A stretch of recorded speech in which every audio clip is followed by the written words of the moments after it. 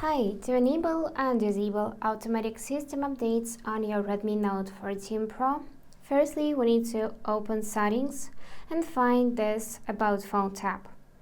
So what I want you to do is to tap 7 times on the OS version to enable developer options.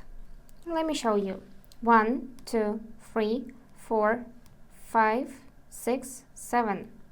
And now I'm a developer. So to check this, I can just go back, scroll down and find Additional Settings tab.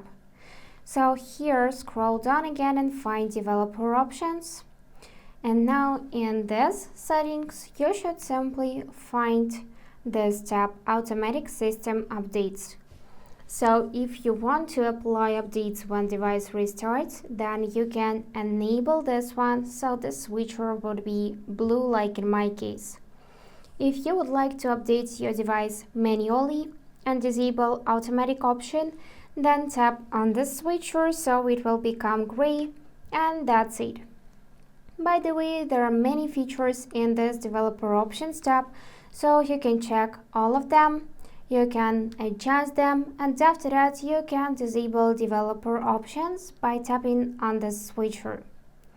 And now in additional settings, you should see that this tab simply disappears.